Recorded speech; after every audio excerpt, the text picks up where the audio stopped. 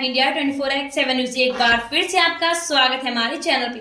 आज हम आपको बताने वाले हैं जहां ब्राजील पर बच्चों पर आखिर क्यों टूटा कोरोना का कहर, तो वहीं भारत को सबक लेने की है जरूरत। जी हाँ, कोरोना महामारी ने जिन देशों में सबसे ज्यादा तबाही मचाई है उनमें ब्राजील भी शामिल है, लेकिन एक बात ने ज्यादा परेशान किया है कि ब्राजील में महामारी के चलते बड़ी संख्या में छोटे बच्चों और शिशुओं की मौत हुई है, जिसे विशेषज्ञ समझने की कोशिश कर रहे हैं। जहां ब्राजील के स्वास्थ्य मंत्रालय के अनुसार महामारी की शुरुआत के बाद से अब तक 5 वर्ष और उससे कम उम्र के 832 बच्चे वायरस से मर चुके हैं। वहीं संयुक्त राज्य अमेरिका में कोरोना वायरस से 4 साल और उससे कम वर्ष के 140 बच्चों की मौत हो चुकी है। ऐसा तब है जब अमेरिका की आबादी ब्राजील के मुकाबले कहीं ज्यादा और वहां पर कोविड-19 से मौतें भी बहुत ज्यादा हुई हैं। वहीं भी न्यूयॉर्क टाइम्स से साओ पाउलो विश्वविद्यालय में महामारी विज्ञान के डॉक्टर विशेषज्ञ डॉक्टर फातिमा मरहिनो के हवाले से बताया जा रहा है कि ब्राजील में बच्चों की मौतों की आधिकारिक संख्या काफी कम है, क्योंकि देश में व्यापक मामलों की कमी है। इसके चलते कई मामले सामने नहीं आ पा रहे। डॉक्टर ने बताया है कि देश में संदिग्ध और पुष्ट मामले, जी हाँ पुष्ट और दोनों मामलों के आधार पर मरने वालों बच्चों की संख्या का अध्ययन नहीं कर पा रही है। उसका अनुमान है कि महामारी की शुरुआत में अब तक 5 वर्ष से कम उम्र के 2200 से अधिक बच्चों की मृत्यु हो चुकी है। इसमें 1 वर्ष से कम उम्र के 1600 से अधिक बच्चे भी शामिल हैं। और डॉक्टर के मुताबिक कोरोना महामारी ने ब्राजील में बच्चों पर जिस तरह से असर डाला हुआ है, ऐसा लगता है कि पूरी दुनिया में कहीं ऐसा असर नहीं देखा गया है। इस बात पर ब्राजील, यूरोप और अमेरिका के विशेषज्ञ सहमत हैं कि ब्राजील में कोविड-19 से बच्चों की मौतों की संख्या अन्य के मुकाबले काफी अधिक है।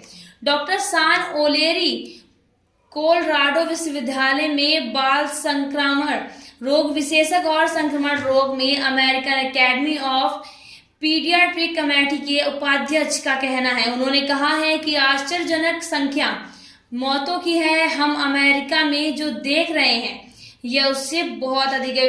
वैज्ञानिकों का कहना है कि वायरस के वेरिएंट युवा स्वास्थ्य वयस्कों में कोविड के अधिक गंभीर मामले सामने आ रहे हैं और ब्राजील में शिशुओं और बच्चों पर मरने वालों की संख्या बढ़ रही है।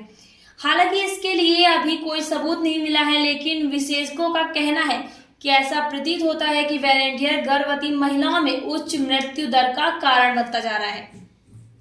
साओ लियोपोल्डो मेडिकल कॉलेज के एक महामारी वैज्ञानिक डॉक्टर आंद्रे रिकार्डो रिबास फिटरास ने कहा है कि कोविड से पीड़ित कुछ महिलाएं पहले से ही वायरस से संक्रमित, मृत या समय से पहले बच्चे को जन्म दे रही हैं।